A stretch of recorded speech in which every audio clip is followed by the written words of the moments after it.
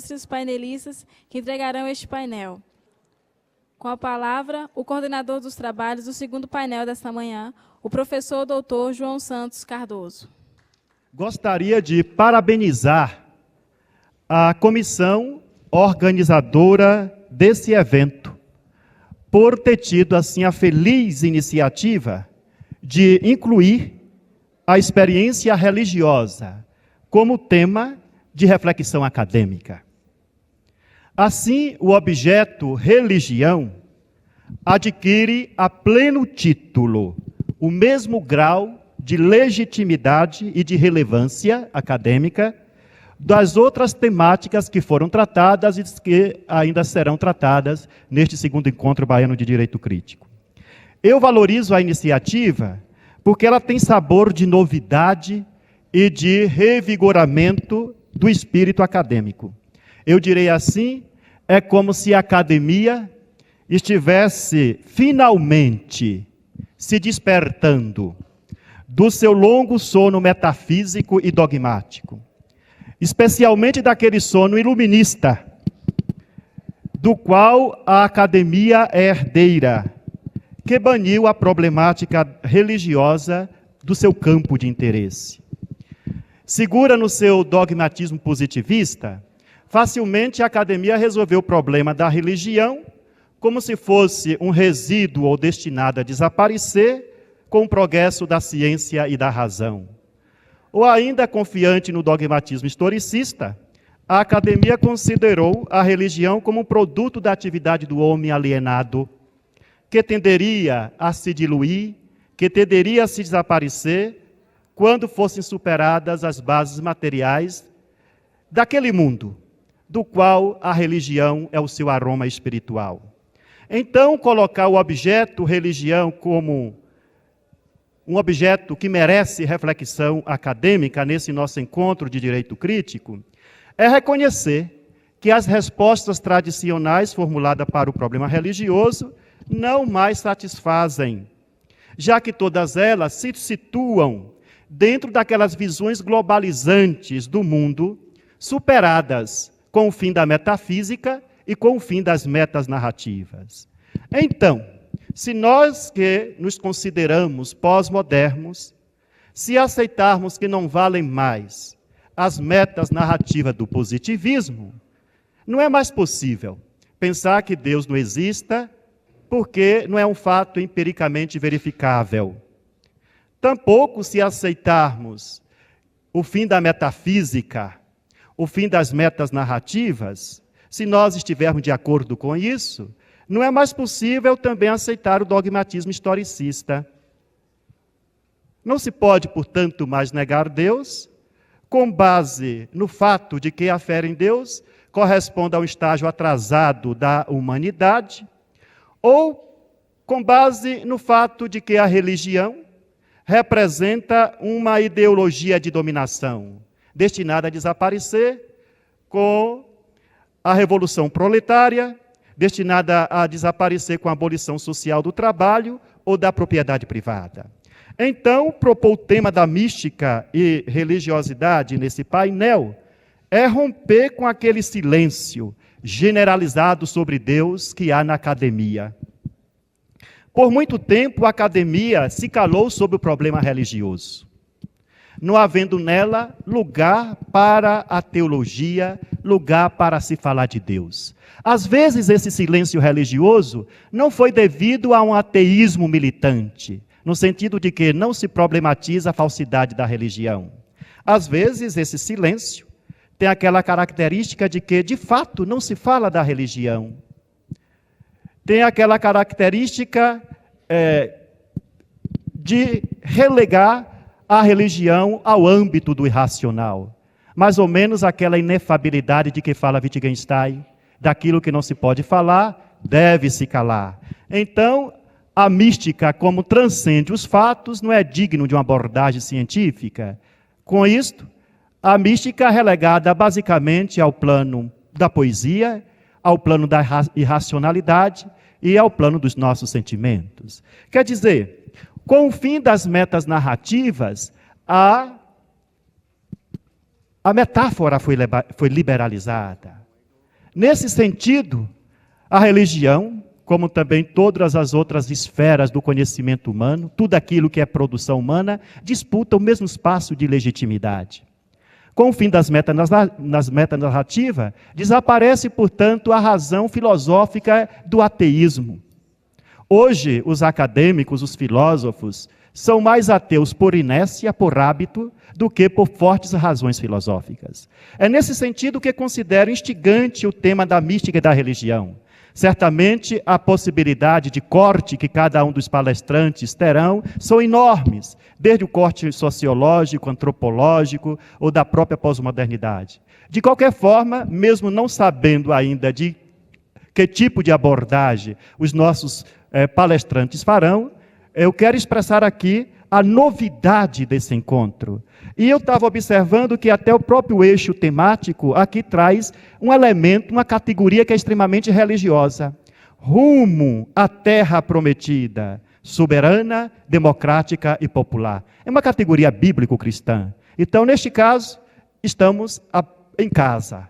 Nos sentimos à vontade para poder discutir e tratar do tema da religião neste segundo encontro baiano de Direito Crítico.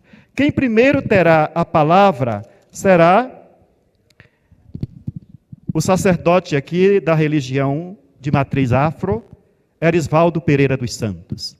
Agradecer ao Padre João pelas palavras interessantes em relação à novidade do evento.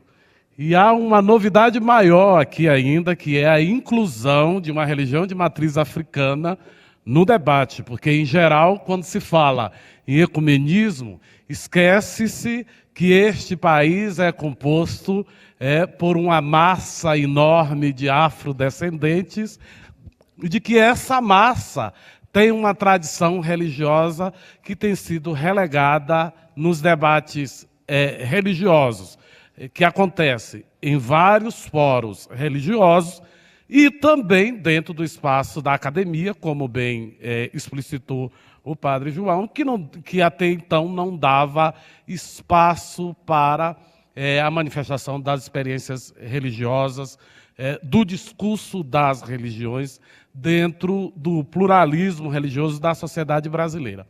Eu quero dizer de que lugar eu vou falar, o Padre já anunciou que não sabia que perspectiva seria abordada aqui pelos painelistas, até para que vocês não tenham uma expectativa de fala que de fato não corresponde com o lugar que eu quero falar. Já fui anunciado como sacerdote de religião de matriz africana e como doutor em educação pela UFMG. Então, vocês percebem que eu vou tentar articular um discurso que dê conta dessa minha formação acadêmica e que dê conta também da minha experiência religiosa. E eu vou articular esse discurso do ponto de vista de uma antropologia filosófica, porque eu, de formação, de graduação, sou filósofo. Então, este é o lugar da minha fala, este é o lugar que eu gostaria que vocês alimentassem uma expectativa de audiência. E sou também professor de filosofia do direito no Centro Universitário do Leste de Minas Gerais. Então, me agrada fazer esta conversa com estudantes, com profissionais do direito. Para garantir a unidade do discurso, eu escrevi a fala também para evitar, no final, dizer que não foi possível fechar, não foi possível amarrar. Então, é o que está aqui que eu vou tentar apresentar e discutir com vocês. Se o tempo nos ajudar, ao final, nós poderemos ampliar a discussão para outros interesses que possam existir na plateia. Eu dei um título aqui à minha fala, inclusive acrescentei um elemento novo que não estava na proposta do painel, que é a questão da ética. Então, o meu título ficou Ética e Mística no Terreiro de Candomblé. Então, passo a ler e a comentar algumas questões do meu texto com vocês. A reflexão que pretendo apresentar a seguir tem a mística e a ética como eixos principais.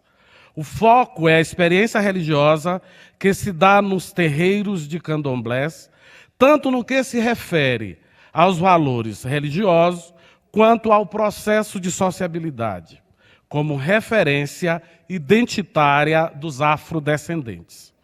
O argumento é atravessado por uma posição de denúncia aos preconceitos e à discriminação sofridas pelos participantes das religiões de matriz africana e também por uma posição de apelo à construção de atitude de respeito ao pluralismo religioso e acolhimento do diferente. Este apelo eu tenho feito de forma reiterada, no sentido de sensibilizar especificamente o judiciário a utilizar o aparato do ordenamento jurídico da sociedade brasileira para garantir aos religiosos de matriz africana o direito à diferença. Fiz esse apelo no ano de 2000, em Belo Horizonte, em um seminário nacional promovido pela pós-graduação em Direito da Universidade Federal de Minas Gerais e pela Fundação do Movimento Direito e Cidadania, cujo tema era Religião, Direito e Democracia.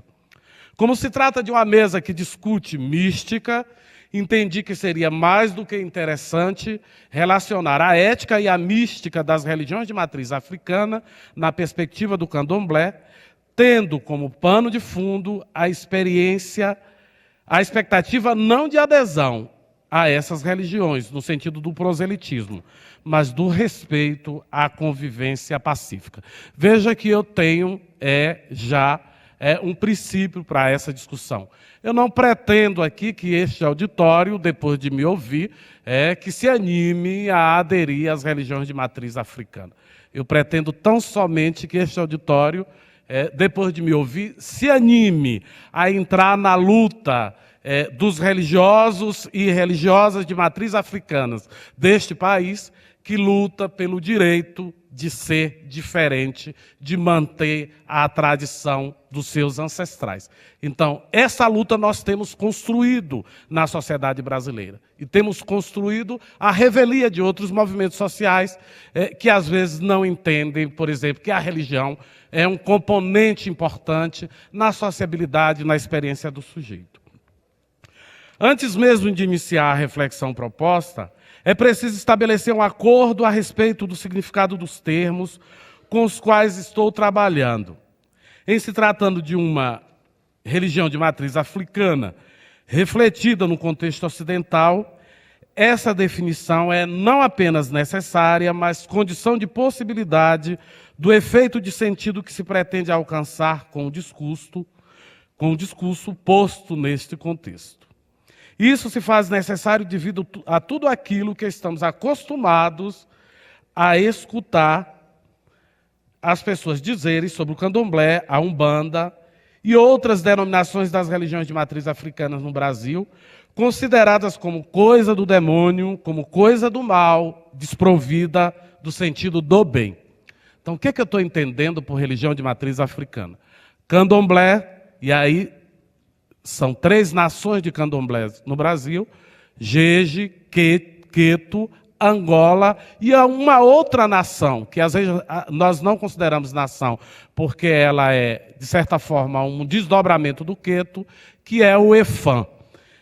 E a Umbanda, além da Umbanda, o Omolocô.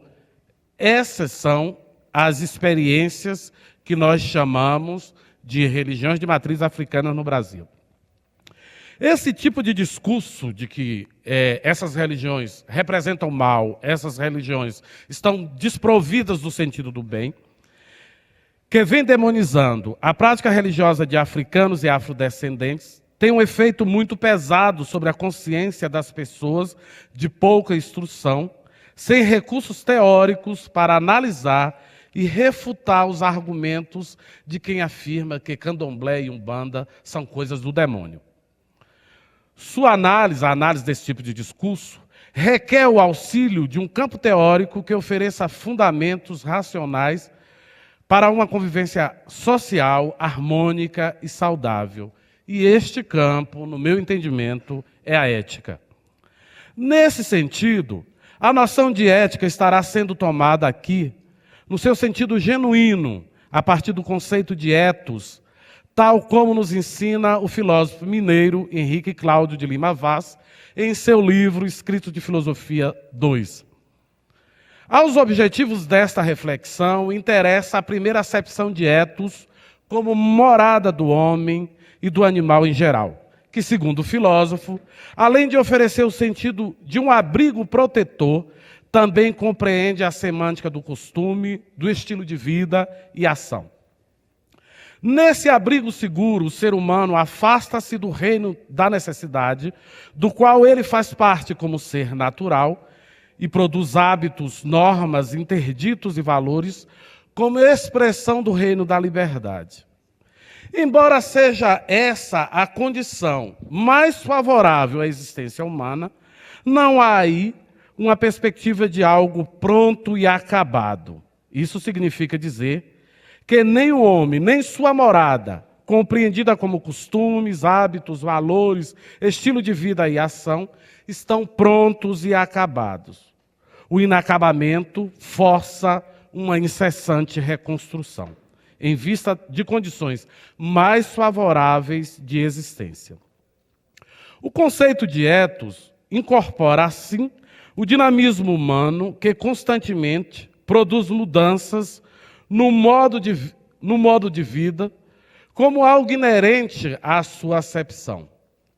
As mudanças no modo de vida humano obedecem a uma exigência fundamental inscrita na ordem do bem viver. É nesse sentido que Vaz pensa o ethos como espaço de realização do homem, lugar privilegiado de inscrição de sua praxis. É desta noção de ethos que procede a ação ética. É deste sentido de ethos que comporta a dimensão de realização humana, inscrita na ordem do bem viver, que a ética se apresenta como saber racional da tradição filosófica do Ocidente. Nessa mesma linha de raciocínio, Padre Vaz afirma o incontestável fato de a religião ser, em todas as culturas, uma portadora privilegiada do ethos como tradição. É com base nessa perspectiva anunciada pelo filósofo mineiro, em que está inscrita a ordem do finalismo do bem como horizonte último de realização humana, que estou pensando a ética e a mística na experiência religiosa que se dá em terreiros de candomblé. Diante disso, o pressuposto fundamental desta reflexão é de que as bases em que o ser humano constrói e reconstrói sua morada, sua forma de estar no mundo, seu modo de vida, tem a realização e o bem viver como pedras fundamentais. Nas mesmas bases se encontra também a abertura para a dimensão religiosa como horizonte em que se inscreve as razões de viver, não na simples contingência do aqui e agora, marcados pela rotina diária da luta pela sobrevivência, mas, sobretudo, pela experiência que reúne corpo e espírito em rituais atualizadores da presença do divino entre nós. Em tais rituais, a dança, o canto, o ritmo e a percussão forte dos atabaques fazem vibrar as cordas de um tipo de sensibilidade religiosa alegre e festiva.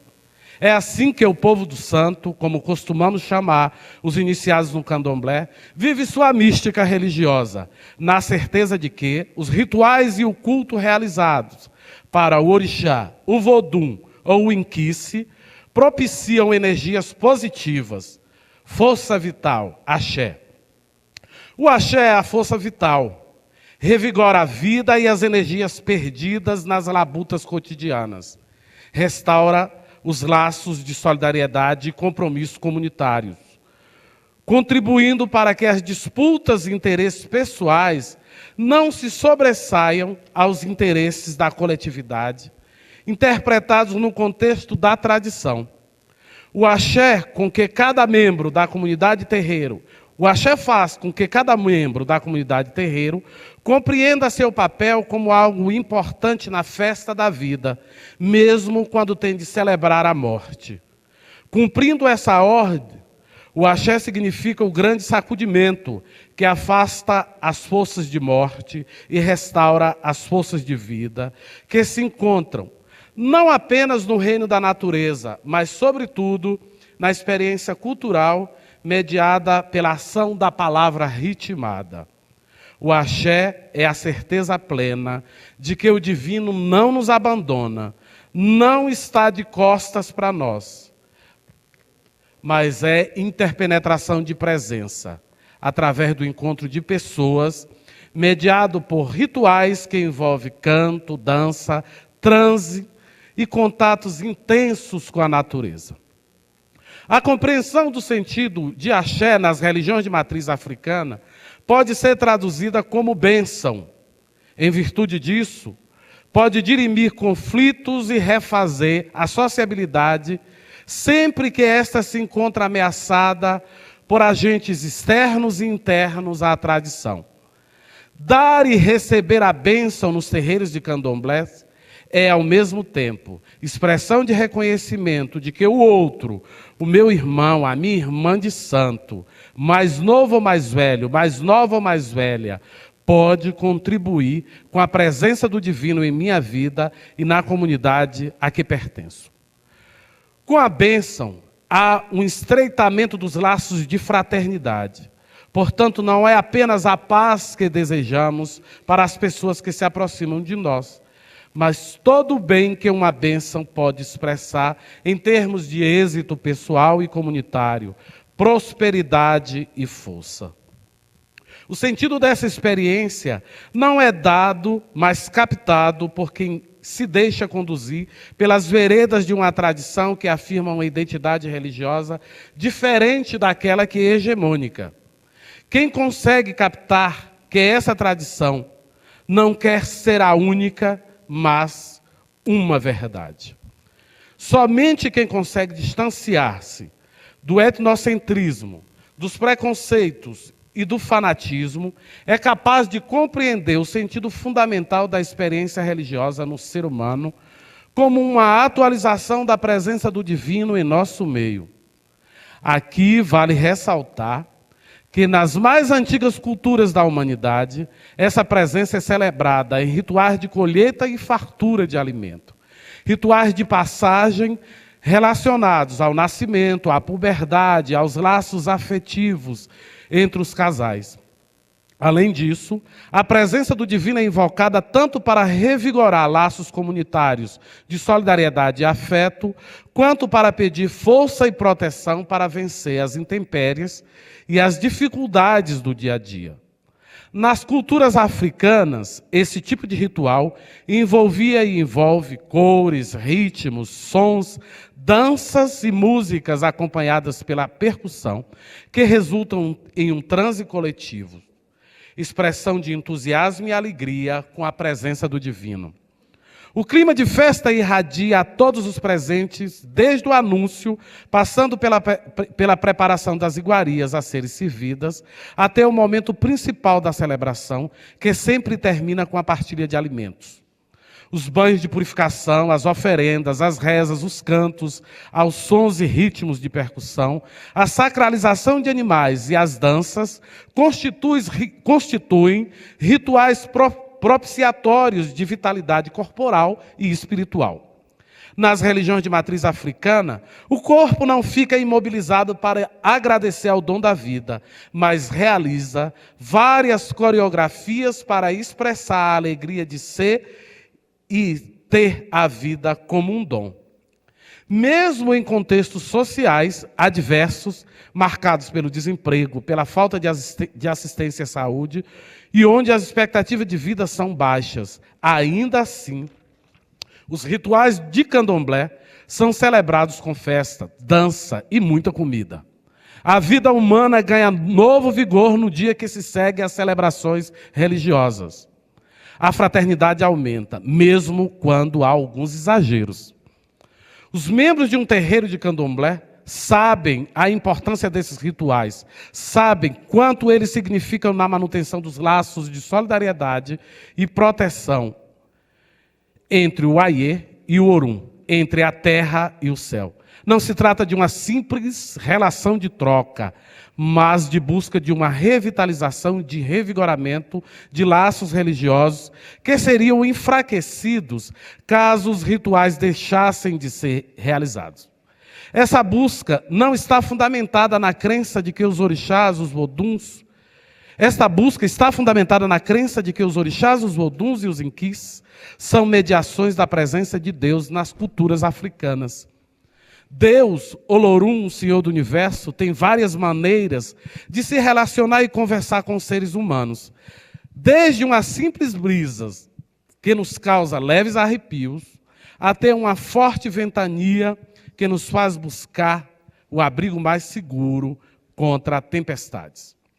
Nos encontros e desencontros produzidos pelos acontecimentos do dia a dia, Deus está conversando com a gente. O diálogo que Deus estabelece conosco é ininterrupto e acontece em vários momentos e de diversas formas. Nós é que somos limitados em nossa capacidade de escutar e falar com Deus. Através da relação com a natureza, nos reinos mineral, animal e vegetal, águas, pedras, barros, animais de quase todas as espécies, árvores e folhas, os adeptos das religiões de matriz africana manifestam um tipo de religiosidade que impede a separação entre natureza e cultura. Essa reintegração do ser humano com a natureza não apenas impede a separação que vem produzindo vários desastres naturais em nosso planeta, mas estabelece um modo de vida que se contrapõe às formas de exploração predatórias e utilitaristas da natureza, realizadas, por exemplo, pelo capitalismo selvagem. Esse modo de vida é morada segura não somente do homem e da mulher interior, em busca de um abrigo que dê sentido à existência efêmera, mas também uma forma de estar no mundo, exteriorizando uma referência identitária que tem sido objeto de leituras, interpretações e atitudes preconceituosas, intolerantes e etnocêntricas. Todas essas atitudes reportam a tentativa de promover o massacre e o etnocídio dos povos africanos, patrocinada pelos colonizadores europeus desde o século XV, através do processo de escravidão. As religiões de matriz africana, com seus orixás, voduns e inquices, sobreviveram à perseguição da Igreja Católica, dos senhores de engenho e da polícia, que até a segunda metade do século XX invadia terreiros, levava objetos do culto, prendia sacerdotes e sacerdotisas. Mesmo assim, os adeptos resistiram e mantiveram a tradição e o culto. A fúria raivosa com que alguns segmentos religiosos continuam tentando destruir templos e acabar com as religiões de matriz africana, através de ações violentas, como a depredação e invasão a terreiros, parece estar mais relacionada com o fato de que essas religiões não tenham uma proposta universalizante do que com quaisquer perspectivas de anúncio do Evangelho. Na verdade, o que não se admite é a existência de uma religião sem promessa de salvação depois da morte.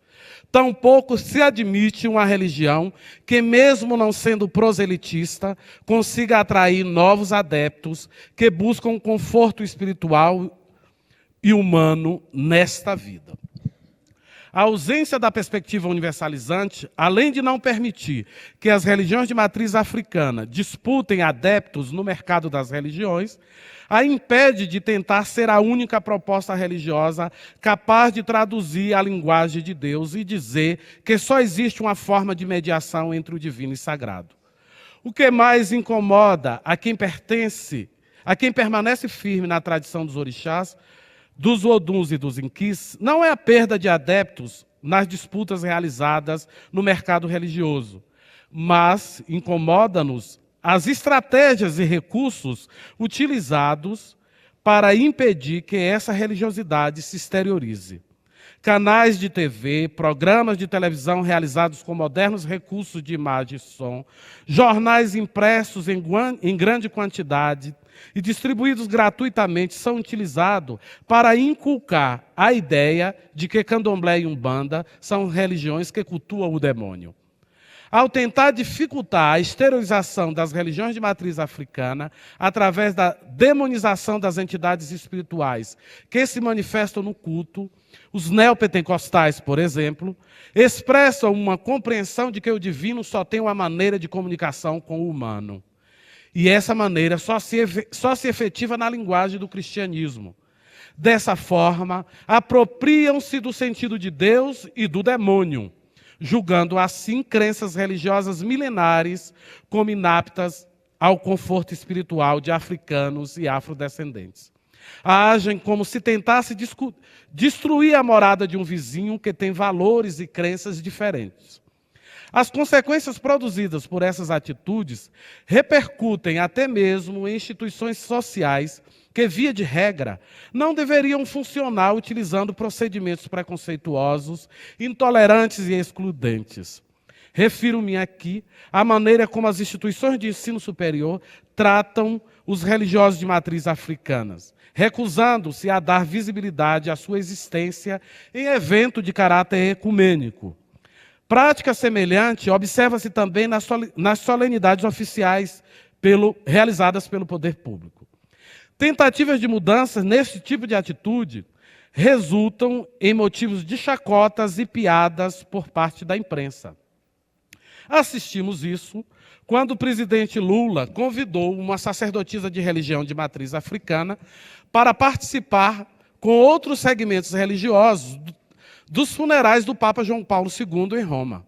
O presidente queria demonstrar o sentimento de pesar pela morte do Papa no seio da pluralidade religiosa existente no Brasil.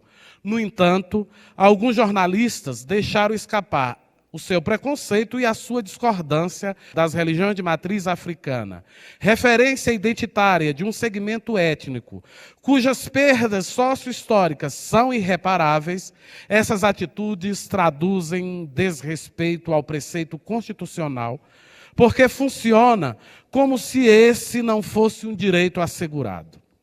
A insensibilidade e o silêncio do poder público com relação à discriminação sofrida pelas religiões de matriz africana tem sido acompanhada pelo descaso do poder judiciário, que, via de regra, tem dificuldade em aplicar preceitos legais em favor dos afrodescendentes. Nós temos ouvido isso aqui desde ontem. Mesmo na Bahia, onde a Constituição Estadual, no seu artigo 275, afirma que é dever do Estado preservar e garantir a integridade, a respeitabilidade e permanência dos valores da religião afro-brasileira, ainda assim assistimos à ausência da efetividade da lei diante do desrespeito às religiões de matriz africana. Como sacerdote de religião de matriz africana, a minha expectativa ao participar de eventos como esse é a de sensibilizar os operadores do direito em formação e em exercício para uma mudança de atitude em relação ao direito que os afrodescendentes têm em manifestar e ter respeitada a sua religião. Como locus de afirmação de identidade, a religião é um patrimônio polissêmico. Nesse sentido, tudo o que impede a sua livre manifestação se apresenta como um perigo, não apenas ao bem-estar do indivíduo, mas da própria sociedade. Como direito subjetivo, as expressões religiosas não deveriam ser jamais desrespeitadas. Mas não é o que temos visto de fato. Esse direito é o mesmo que cada pessoa tem de morar na casa que seus pais construíram e lhe deixou de herança. Muito obrigado.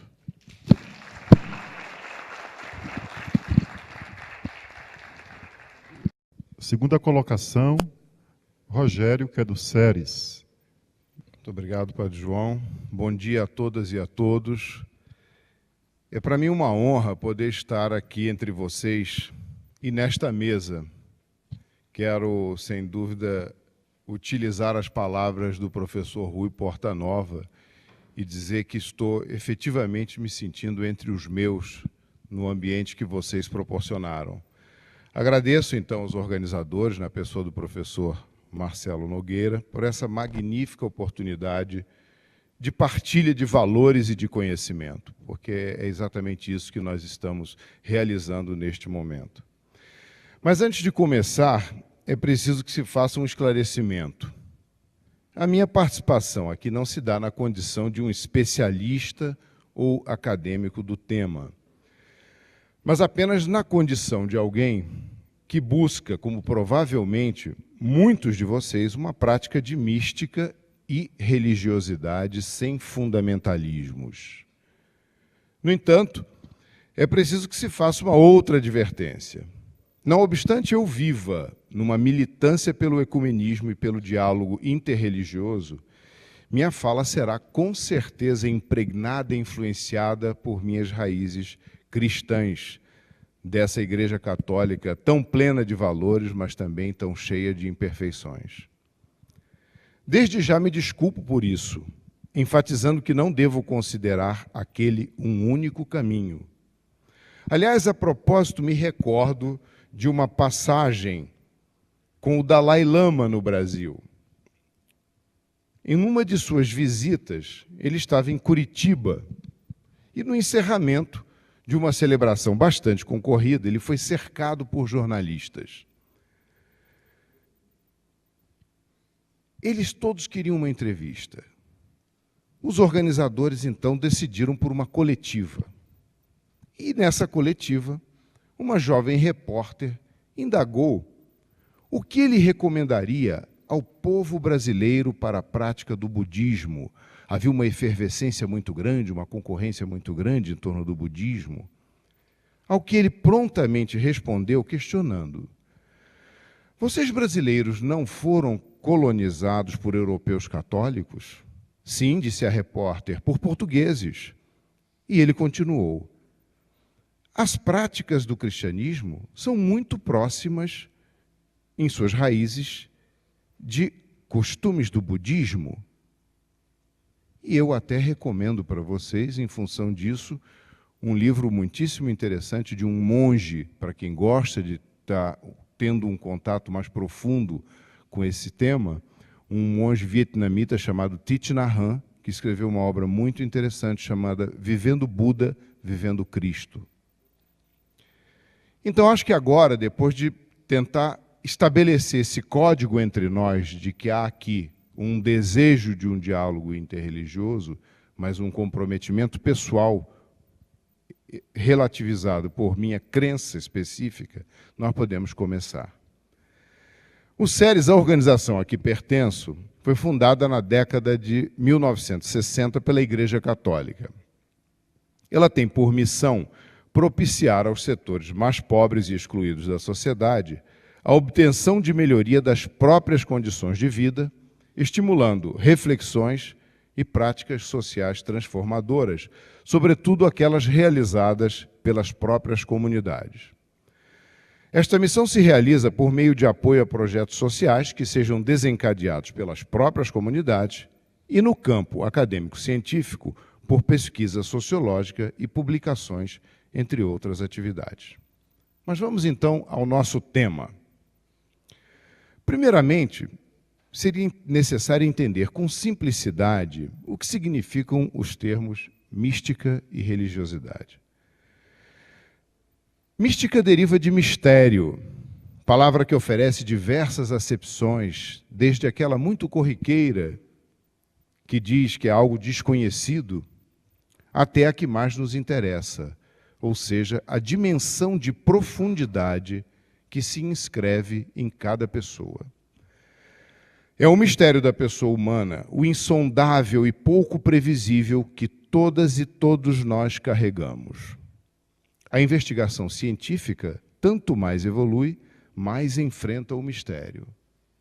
Foi Albert Einstein que disse certa feita: quanto mais me aprofundo na ciência, mais me aproximo de Deus. Era ao mistério que ele se referia. De outro lado, importa refletir que o mistério seduz a humanidade, atrai desde sempre. A busca do inatingível, o desejo de se compreender, movem o ser humano ao longo da história. Assim, aqueles que experimentam o mistério, que se relacionam com ele, são os místicos. E a mística é a experiência do mistério.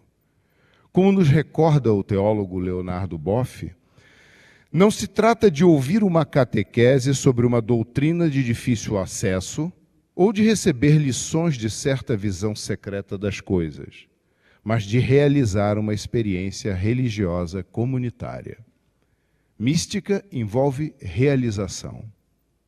Embora Leonardo já tenha trazido aqui a palavra religiosa, vamos neste momento deixar de observá-la, uma vez que trataremos um pouco mais adiante.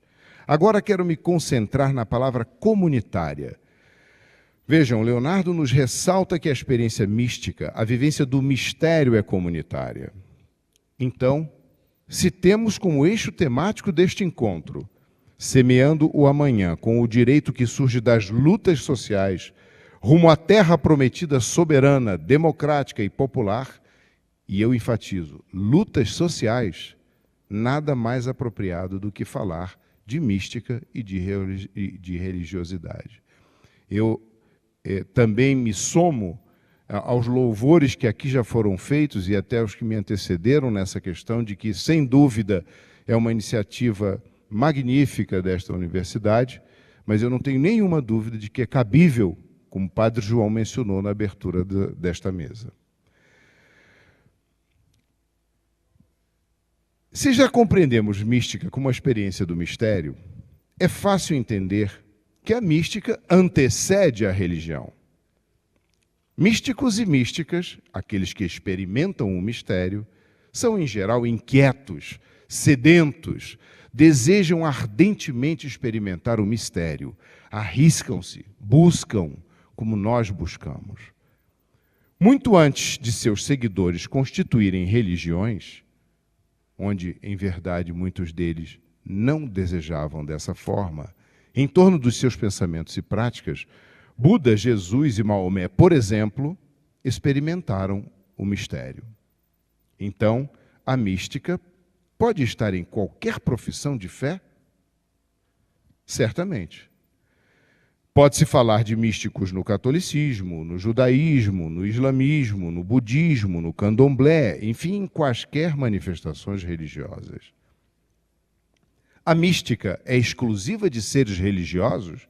E eu vou pedir ajuda a Frei Beto, que responde: quem leu os 2 volumes das Memórias de Gregório Bezerra percebe como aquele homem, sem nenhuma fé religiosa, vivia a mística da transformação do mundo, da justiça, da emancipação dos pobres. Quem leu também as obras de Che Guevara sente a mesma coisa. Ou os poemas de Ho Chi Minh. Ho Chi Minh é um caso curioso, porque inclusive se fez celibatário pela mística revolucionária. Dizia que a exigência de libertação do Vietnã era tão forte que ele não teria tempo de cuidar da família. Aparece uma nova questão. Até agora estamos falando de Jesus Cristo, Buda, Maomé, Ho Chi Minh, Che Guevara, Gregório Bezerra. Só seres muito especiais, então, são místicos? E aí eu vou buscar a resposta num leigo chamado Frank Tuot, que, num certo momento da vida, inclusive se dedicou a uma vida contemplativa, e ele nos incita num mergulho. Quando toca no tema da mística, ele nos chama ao mergulho. E esta é a característica central da mística. Literalmente, abrir o coração para receber, que é o que todos nós temos feito aqui, ao ouvir essas falas que nos enriquecem. Como descobriu Santa Teresa de Ávila, é entrar no castelo interior, mergulhar nas moradas, no âmago do ser, como nós costumamos dizer por aqui. Antoine de Saint-Exupéry, quando o avião caiu no deserto, percebeu, pela criação do Pequeno Príncipe, essa realidade. E ele chegou à conclusão que nós já conhecemos tanto, que o essencial é invisível aos olhos. Ele compreendera naquela ocasião que precisava ver com o coração. Ainda Frank Tuotti nos chama para a seguinte reflexão: precisamos perceber, por meio de uma experiência abençoada do coração, a realidade das coisas, sobretudo a verdade interior de cada pessoa.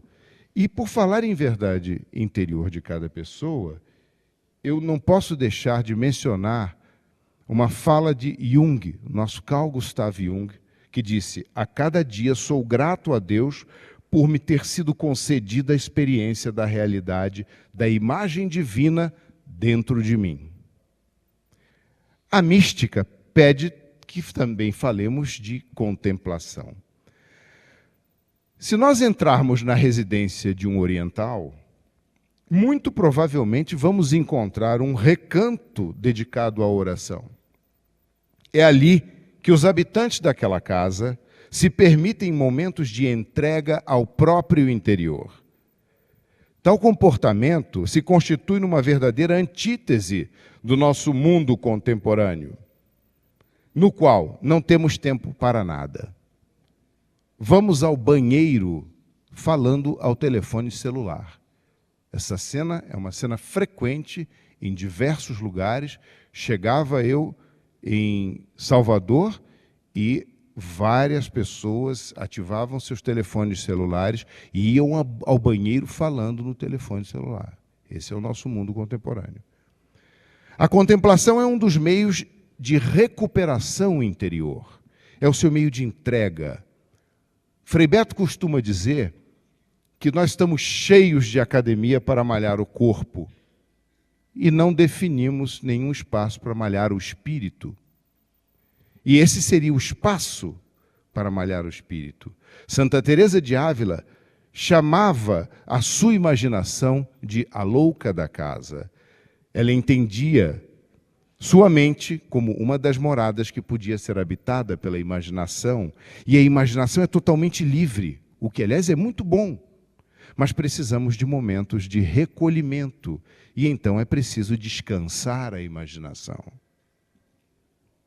É bom, então, insistir. A mística pode estar em qualquer lugar, e eu volto a recorrer ao meu amigo Frei Beto. Cada ser humano, homem e mulher, jovem ou adulto, é sujeito de direitos inalienáveis. Todos, por sua participação, podem e devem ser construtores de seu destino pessoal e coletivo. É nisso que se revela a essência da natureza humana, que é a liberdade e a criatividade. O ser humano prefere perder o pão a perder a liberdade. A militância é fruto da paixão e da mística, sobretudo quando realiza luta por direitos fundamentais. E conclui Frei Beto: a mística é a própria vida tomada em sua radicalidade e extrema densidade. Aliás, nós temos diversos participantes do MST aqui entre nós, e quem conhece de perto o MST sabe do que estou falando. O movimento, e peço licença aos seus integrantes para citá-los, tem sua mística e não abre mão de realizá-la em todos os momentos. Encontra instantes durante toda a militância para refazer as suas energias interiores. Chego, então, ao campo das religiões. Esse é um campo vasto. Só para vocês terem uma ideia, o IBGE, por meio do censo brasileiro, identifica nada mais, nada menos do que 49 opções religiosas no Brasil. E dentre essas 49, 5 são grupos, ou seja, desdobramentos de formas de profissão de fé. Outro dado interessantíssimo é que aproximadamente 90% da população brasileira declara ter alguma opção religiosa. Então, gente, se desejamos um projeto político de nação, o ecumenismo e o diálogo interreligioso são o caminho. Vivemos um tempo de identificação de diversidades.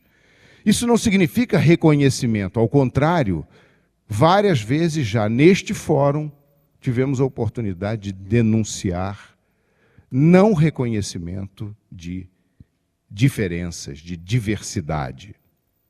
Mas para isso devemos caminhar, para reconhecê-las, homologar esse reconhecimento de diferenças.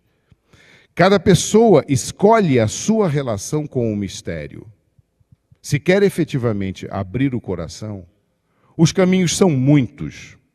Ascetas, sufis, contemplativos são alguns exemplos, mas não os únicos. A ideia é que nós possamos, neste momento, manter a porta do nosso castelo interior aberta e permitir que a mística de San Juan de la Cruz nos invada. Ontem, aqui entre nós, Geraldo Azevedo nos uniu na preocupação quanto às águas do planeta Terra. E hoje, o que eu quero fazer nesse convite é que deixemos nossas mentes livres para receber a eterna fonte de San Juan de la Cruz. Eu queria pedir aos meus colegas que estão aqui no computador para ver se a gente agora, se a tecnologia vai nos ajudar. Uma das obras clássicas de San Juan de la Cruz se chama Noite Escura. É onde ele buscava exatamente sair da claridade para o escuro, a obscuridade.